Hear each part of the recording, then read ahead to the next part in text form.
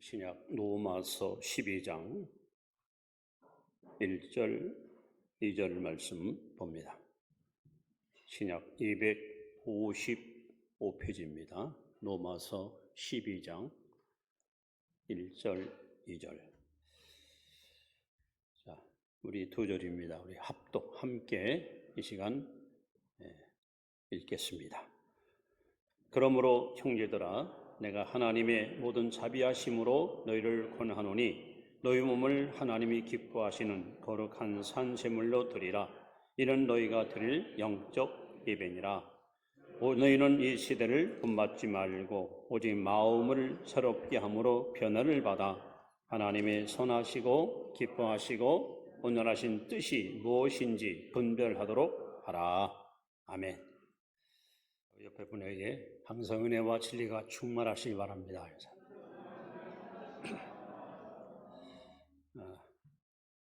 사도 바울은 신약 성경 한 3분의 1을 기록한 저자이기도 합니다. 특히 로마서는 총 16장으로 기록되어 있는데 1장부터 11장까지는 교리, 죄인이 어떻게 소위 죄사함 받고 구원받아서 하나님의 자녀다운 삶을 살 수 있을까? 인생의 가장 중요한 죄와 구원의 문제를 다루고 있습니다. 그다음에 12장부터 16장까지는 구원받은 성도들은 어떻게 사는 것이 성도다운 삶이냐 하는 생활을 강조합니다. 여러분, 부모로서 자녀를 키울 때에 언제 보람을 느끼고 행복을 느끼십니까? 자녀들이 부모를 기쁘게 할 때, 그때 여러분 자녀 키우는 보람을 느낄 겁니다. 또 스승이 제자들을 가르치고 또 지도할 때 언제 보람을 느낍니까? 역시 제자들이 스승한테 기쁨을 줄 때, 그때 스승들은 대단한 자부심과 긍휼을 누립니다. 목회자가 목회하면서 가장 보람을 느끼고 행복할 때 언제입니까? 성도들이 목회자를 기쁘게 할 때. 그때 저는 참 이 일 하길 잘했다. 또 앞으로 더 열심히 하겠다 하는 다짐을 갖게 됩니다. 그런데 우리가 하나님을 기쁘시게 하는 비결이 있습니다. 에베소 5장 10절에 보시면 주님께서 기뻐하신 일이 무엇인지를 분별하십시오. 자녀들이 부모를 기쁘게 하고 제자들이 스승을 기쁘게 하고 신자들이 목회자를 기쁘게 할 때에 긍지와 자부심과 보람을 느끼는 것처럼 여러분과 제가 하나님을 기쁘시게 할 때 하나님께서는 굉장히 만족해 하시고 행복해 하십니다.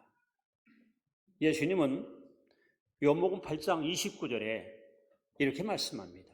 나를 보내신 이가 나와 항상 함께 하시는도다. 내가 항상 그를 기뻐하시게 함으로 나를 홀로 두지 아니하셨도다.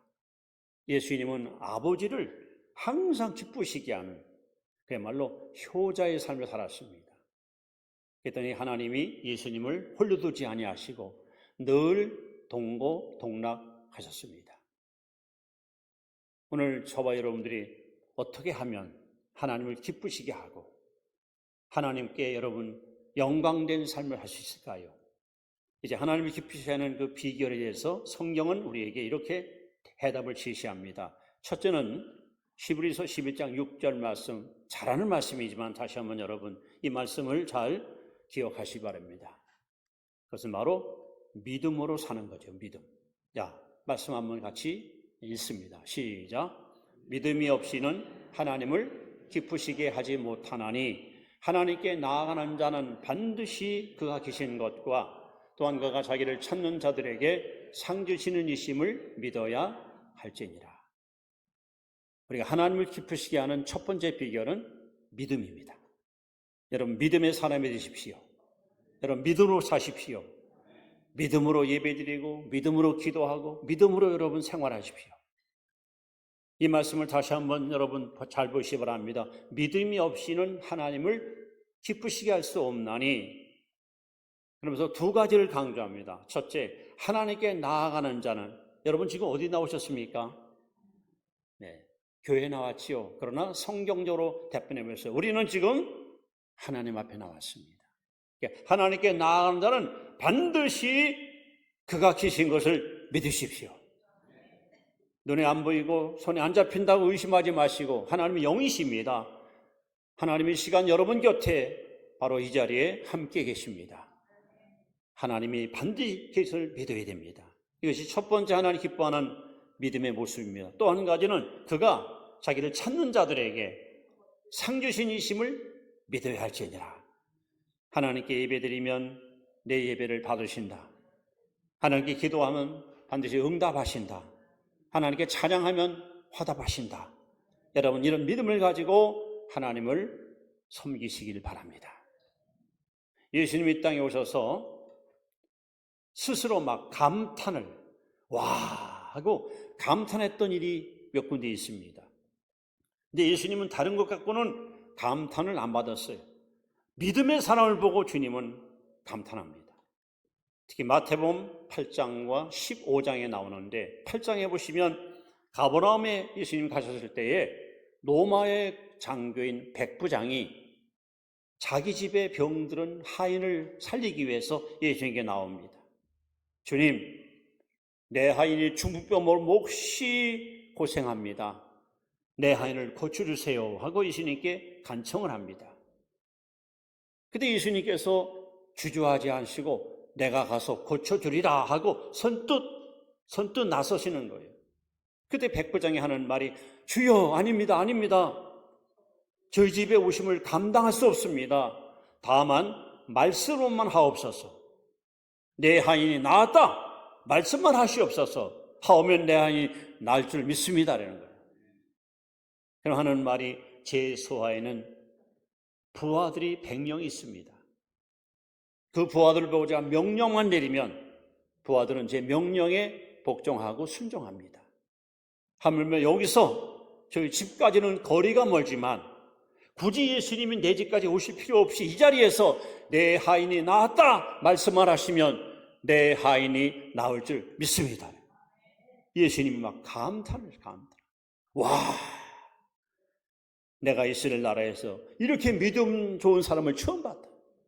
가라, 내 믿음이 커도다. 내 믿음대로 될지어다. 백부장이 믿음을 가지고 집에 와보더니 죽어가던 하인이 벌떡 일어나서 깨끗이 나은 줄 믿습니다. 여러분, 믿음만이 하나님을 기쁘시게 하는 비결입니다. 그러므로 우리는 믿음을 갖고 살아야 됩니다. 믿음으로 하나님께 예배드리고, 믿음으로 하나님께 기도하고, 믿음으로 나가서 여러분 헌신하고, 그래서 하나님은 오늘도 믿음을 통해서 역사하십니다. 믿으면 반드시 여러분 역사가 따라와요. 그래서 예수님은 누누이 말씀합니다. 내 믿음대로 될지어다. 그런데 이 믿음은 어떻게 생성될까? 어떻게 이 믿음이 내게 여러분 올까요? 세 가지 통로가 있습니다. 에베소 2장 8절에 보시면 너희가 그 은혜를 인하여 믿음으로 말미암아 구원을 얻었나니 이것이 너희에게서 난 것이 아니요 하나님의 선물이라. 여러분, 믿음은 하나님의 선물입니다. 또 고린도서 12장 9절에 보시면 믿음은 성령의 은사입니다.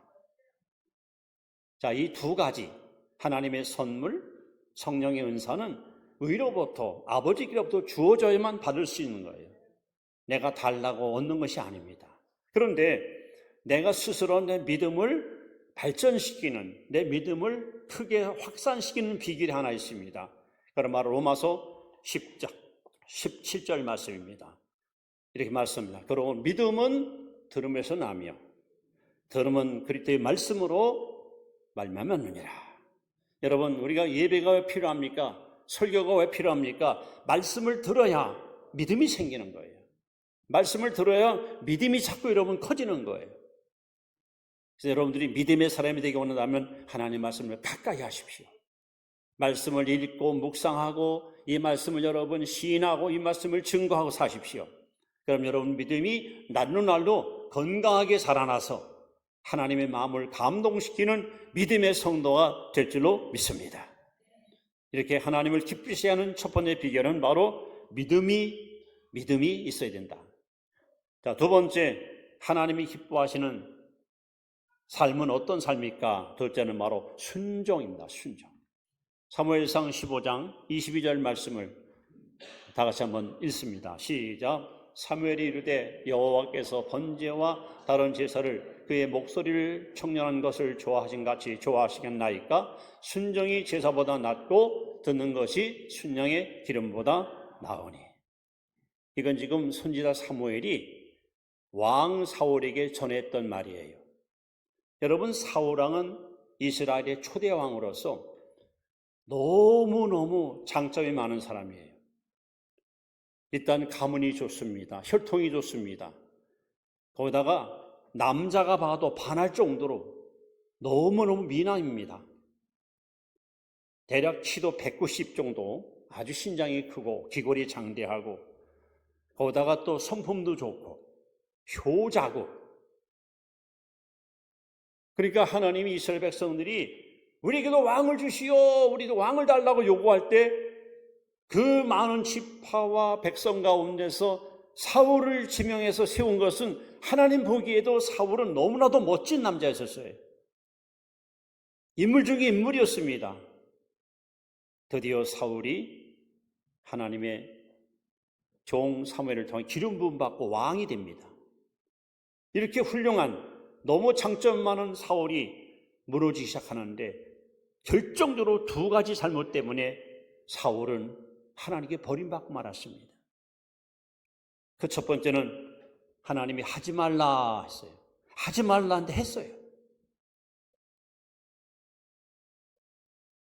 우리로 말하면 너는 목사가니까 예배 인도하지 마라, 설교하지 마라 하는데 사무엘이 했어요. 사울이 했어요. 자기가 예배 드렸어요. 하나님이 실망을 했어요.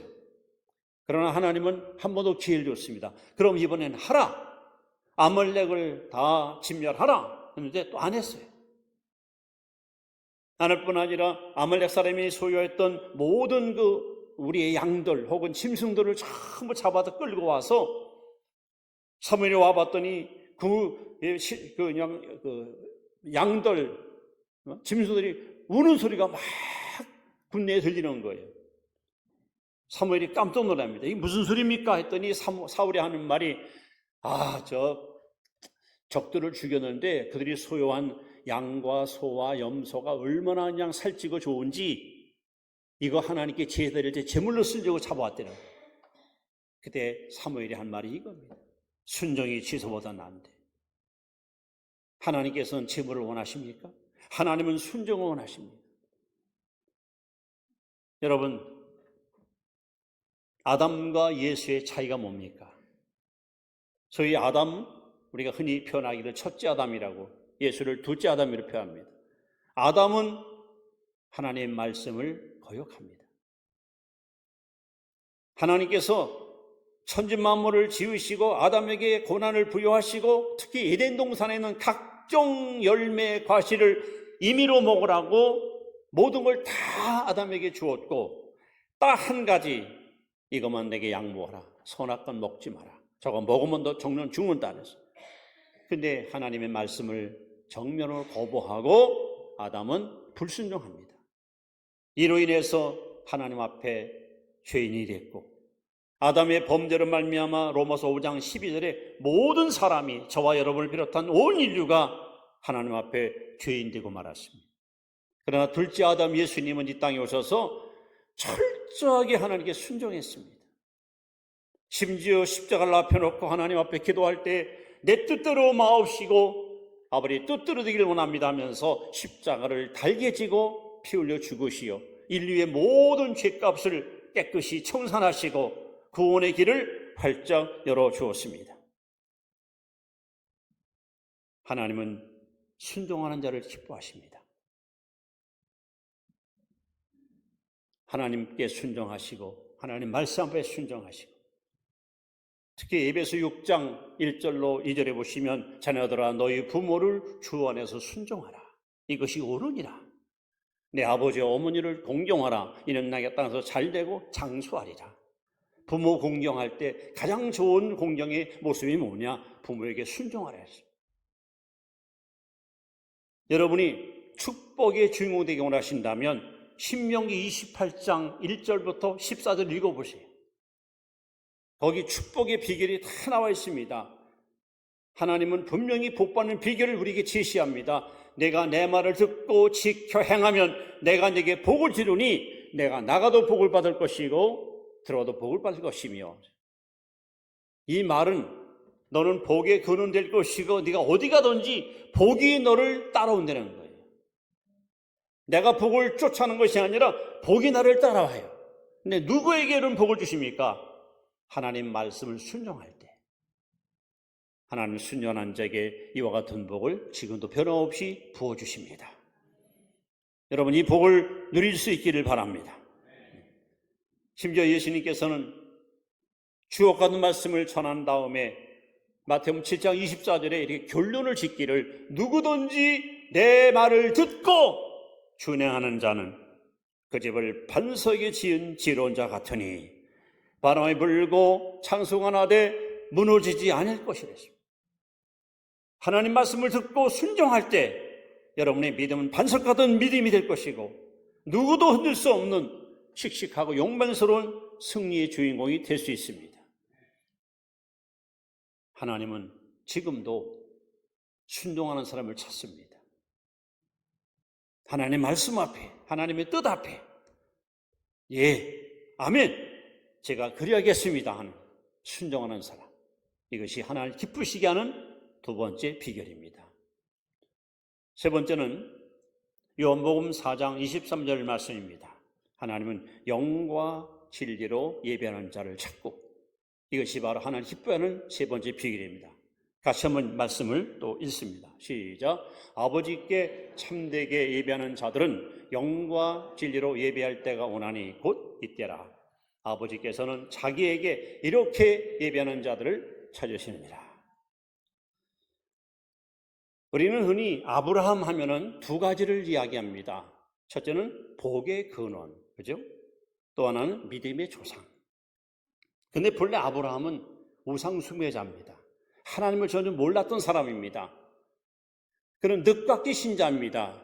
75살 때 하나님께 부름받았습니다. 창세기 12장 4절에 보시면 이렇게 써 있습니다. 아브라함이 하나님 말씀을 따라갔고 그러면서 거기 뭐라 써 있냐면 롯도 그와 함께 갔으며 아브라함이 하나님을 떠날 때 그 나이가 75세였더라. 75세 때 하나님의 음성을 듣고 고향을 떠나서 약속의 땅으로 이제 이민을 갑니다. 근데 누가 따라가느냐? 조카 롯도 같이 따라갔습니다. 다시 말하면 시작을 잘했던 거예요. 자, 그런데 아브라함과 조카 롯의 운명이 달라집니다. 아브라함은 창세기 12장부터 22장까지 유목민이기 때문에 이사를 갑니다. 이사 갈 때마다 제일 먼저 뭘 합니까? 제단을 쌓고 하나님께 예배드립니다. 아주 예배에다가 목숨을 겁니다. 예배에다가 정성을 쏟습니다. 보통 우리가 이사 가게 되면 살 집을 찾아야 되고 내가 거할 장막이 마련된 다음에 하는데 아브라함은 아닙니다. 이사 가면 제일 먼저 예배드린 것이 우선이었습니다. 그 다음에 자기 집을 짓습니다. 장막을 칩니다. 그런데 롯은 아닙니다. 단 한 번도 하나님께 예배한 적이 없어요. 한 번도 제단을 쌓은 적이 없어요. 삼촌이 때는 어쩔 수 없이 끌려왔지만 자발적으로 하나님 예배한 적이 없습니다. 그리고 현실적으로 볼 때 아브라함보다 오히려 롯이 좋은 땅을 차지하고 재물의 복을 받아서 부요함을 마음껏 만끽하는 부자가 되었습니다. 그런데 결론이 뭡니까? 하나님께 예배에 중심받았던 아브라함은 복의 근원이 되고 믿음의 조상으로 하나님 쓰셨지만 롯은 소돔성에서 평생 쌓았던 재물 다 불타버리고 사위 둘 죽고 부인도 죽고 두 딸과 함께 타락하고 부패하는 가장 비극의 주인공이 되고 말았습니다. 여러분, 출애굽기 20장은 유명한 십계명장입니다. 십계명 말씀을 하나님이 선포한 다음에 아주 중요한 말씀을 제시합니다. 출애굽기 20장 24절에 보시면 이렇게 기록됐습니다. 내가 내게 토단을 쌓고 그 위에 내 양과 소로 내 번제와 화목제를 드리라. 내가 내 이름을 기념하게 하는 모든 곳에서 내게 임하여 복을 주리라. 무슨 얘기입니까? 내 이름으로 예배하는 곳에 내가 임하여, 내 이름으로 제단하는 곳에 내가 임하여 반드시 복을 주리라. 우리 인간이 하나님께 가장 하나님을 기쁘게 하는 비결이 뭘까? 여러분, 영과 진리로 예배하는 겁니다. 여러분, 예배를 소리 들으면 안 됩니다. 제가 늘 강조합니다. 예배에 성공해야 신앙 성공합니다. 신앙 성공한 사람이 인생 성공하는 거예요. 미국은 역사가 짧은 민족입니다. 우리하고는 비교도 안 됩니다. 그러나 지금도 전 세계에 가장 강력한 국력을 가지고 세계 치안과 질서를 좌지우지하는 민족입니다. 어떻게 그 민족이 그렇게 복을 받았습니까? 미국이라는 나라가 탄생할 때 청년들이 미국에 가서 제일 먼저 하는 일이 뭡니까? 농사를 지어서 하나님께 먼저 제단을 쌓고 예배드렸습니다. 그리고 제퍼슨이 헌법을 만들 때 성경을 펴놓고 기도하고 만들었습니다. 미국 대통령은 취임식 할 때 성령에다 손을 얹고 하나님께 약속합니다. 하나님은 이런 민족을 절대로 버리지 않습니다. 성도 여러분, 오늘도 하나님을 기쁘게 하는 이 자리에 오셨습니다. 여러분의 지금 이 모습 이대로 주 앞에 그날까지 여러분 어디서 있든지 예배 드리는 것을 제일 여러분 우선시 삼으시고 하나님 예배하는 일에 최선을 다하고 정성을 다하여 하나님을 잘 섬김으로 여러분 하나님을 기쁘시게 하는 그런 믿음의 효자 효녀들이 되시기를 축원합니다. 뿐만 아니라 네 번째로 하나님 기뻐하는 또 하나의 비결이 있습니다. 그것은 누가복음 15장 7절 말씀입니다. 누가복음 15장 7절 말씀을 같이 한번 보도록 하겠습니다. 시작. 내가 너희에게 이르노니 이와 같이 죄인 한 사람이 회개하면 하늘에서는 회개할 것 없는 의인 99으로 말미암아 기뻐하는 것보다 더하리라. 이 말씀이 왜 나온지 아십니까? 예수님께서 누가복음 15장에 세 가지 비유를 말씀했어요. 잃은 양 한 마리, 잃은 드라크마 하나, 그 다음에 탕자의 비유. 주님의 관심사는 둘도 아니고 열도 아니고 하나입니다. 하나, 한 영혼, 한 영혼. 그래서 오늘 누가복음 15장 7절에 죄인 한 사람이 예수 안 믿는 불쌍한 영혼이 회개하고 주님께 나오면 천국에 있는 99보다도 하나님을 기뻐한다는 거예요. 하나님은 이렇게 지금도 아무리 악한 자라도 아무리 타락한 인간이라도 멸망받는 걸 원치 않습니다. 회개하여 구원에 이르기를 원하십니다. 그러니까 우리는 뭘 해야 됩니까? 우리는 뭐 해야 됩니까? 어제 서울 여의도 한강공원에 40만 인파가 몰려와서 난리를 쳤다 그래요. 우리 대한민국의 자랑스러운 청년들, BTS 10주년 기념 행사가 치러졌다고 보도가 되고 버릇버릇 물들었다고 막 뉴스에 나오는 것을 보았습니다. 여러분, 우리는 BTS 같이 이 땅에서 스타가 될 수도 없고 유명세를 우리는 타지 못한다 하더라도 하늘나라에서는 스타가 될 수 있어요. 세상에서는 안 돼도 천국에서는 가능합니다. 다니엘서 12장 3절에 보시면 많은 사람을 어른으로 인도한 자들은 궁창에 빛나는 별과 같으리라.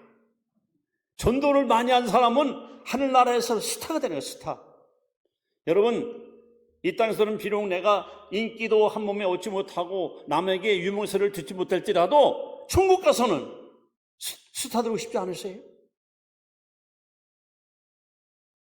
하나님이 인정하는 최고의 스타는 많은 영혼을 구원시키는 거예요. 구원. 그래서 예수님께서 말씀합니다. 한 영혼이 천하보다 귀하다. 저는 이 말씀을 이렇게 해석합니다. 물론 생명의 존엄성이 섞여 있는 뜻이지만 더 중요한 것은 그거예요. 여러분, 하늘나라에는 하나님이 소유하고 있는 고유의 책이 있습니다. 그 책 중에 하나가 생명록책입니다. 생명록책.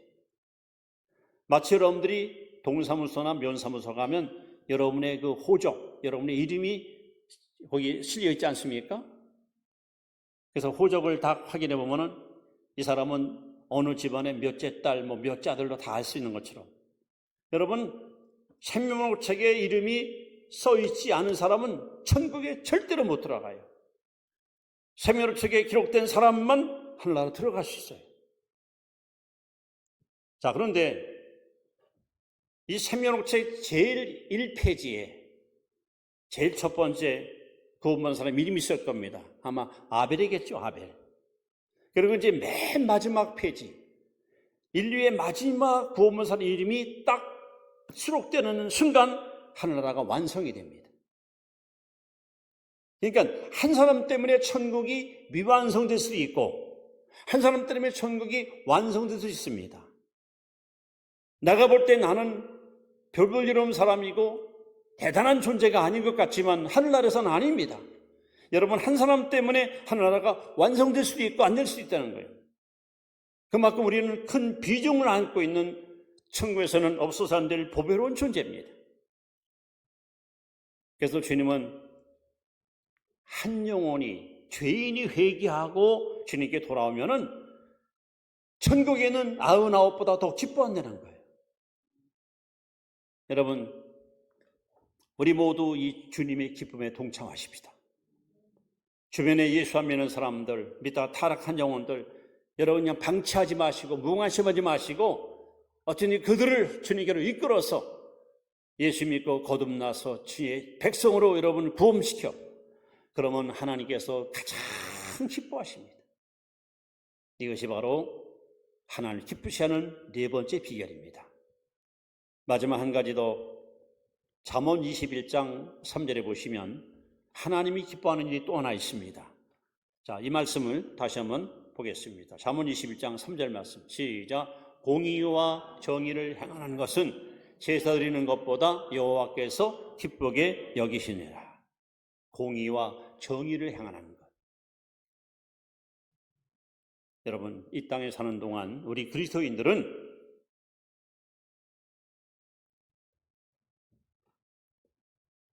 윤동주 시인이 쓴 그 서시에 나온 것처럼 하늘을 오르라 한 점 부끄러움없는 삶을 살아야 돼요. 정직하게 살아야 돼요. 양심의 소리에 귀를 기울여야 됩니다. 우리는 공의와 정의를 실현해야 됩니다.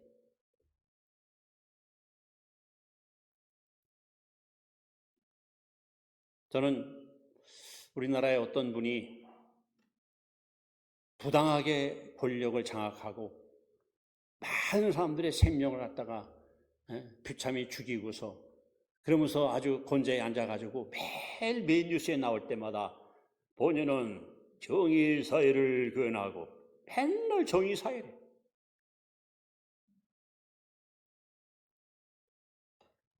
여러분, 소돔성과 예루살렘의 차이가 뭡니까? 소돔성에는 의인이 10명 없어가지고 불의 심판을 받았습니다.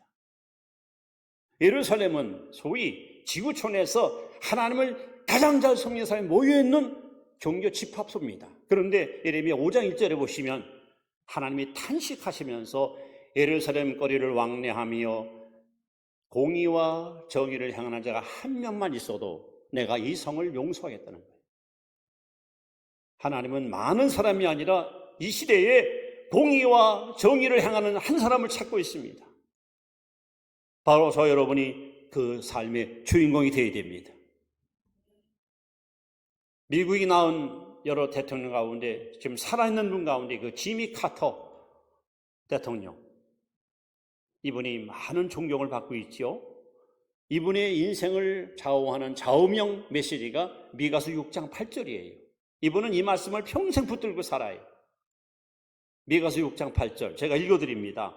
사람아, 주께서 선하심이 무엇임을 내게 보이셨나니 여호와께서 내게 구하는 것은 오직 정의를 행하며 인자를 사랑하며 겸손하게 내 하나님과 함께 행하는 것이 아니냐.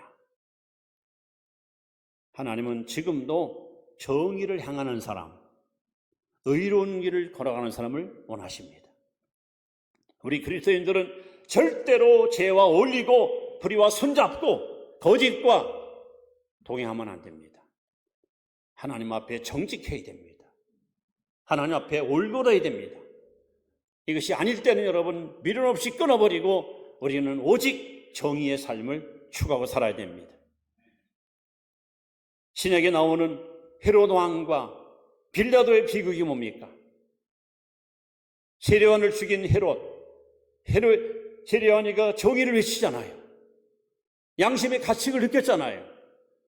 그러면 여러분 돌이켰어야 되는데 양심의 소리를 끝내 저버리고 헤롯을 목을 잘라 죽인 사람이 헤롯 왕, 얼마나 비극의 주인공입니까? 빌라도는 어떻습니까? 예수님을 아무리 재판을 해봐도 3번씩이나 자기 입으로 이 사람은 죄가 없다, 아무리 털어도 먼지가 안 난다, 그러면 풀어도 될 거 아니에요. 빌라도는 끝내 양심의 소리를 귀를 막고 백성들의 만족을 추구하고자 예수님을 십자가에 죽이도록 허용합니다. 헤롯과 빌라도는 아마 지옥에서 지금 후회할 겁니다. 내가 왜 이렇게 살았나. 자, 이제 말씀을 이렇게 마무리합니다. 여러분, 성경에 하나님을 기쁘시게 하는 비결, 첫째는 믿음 있는 사람, 믿음으로 사십시오. 둘째는 순종하는 사람, 하나님 뜻, 하나님 말씀 순종하십시오. 셋째는 영과 진리로 예배하는 사람, 예배 성공자가 되십시오. 넷째는 한 영혼을 구원시키는 사람, 여러분 전도하는 일에 최선을 다하십시오. 다섯째는 공의와 정의를 행하는 사람. 이것이 하나님을 기쁘게 하는 비결이라면 여러분 이 말씀을 가슴에 새기고 또 실행해서 하나님이 여러분을 보실 때마다 정말 너는 나의 기쁨이야, 너는 나의 정말 자랑이야, 여러분 하나님 앞에 이렇게 칭찬받는 성도가 되시기 바랍니다. 우리가 하나님 기쁘시게 하면은 하나님은 절대로 여러분 가만히 계실 뿐이 아닙니다. 시편 30편 4절 따라합시다. 또 여호와를 기뻐하라. 저가 내 마음의 소원을 이루어 주시리로다. 여러분 하나님을 기쁘시게 하면 하나님은 어떻게 하신다고요? 여러분 마음의 소원을 하나님 이루어 주십니다. 여러분 소원이 있으시죠? 여러분 마음의 소원이 있잖아요. 하나님 기쁘게 하겠어요. 그러니까 하나님 여러분 마음의 소원을 만족스럽게 이루어 줄 믿습니다. 믿습니다. 기도하겠습니다. 하나님, 하나님을 기쁘시게 하는 삶을 살기 원합니다.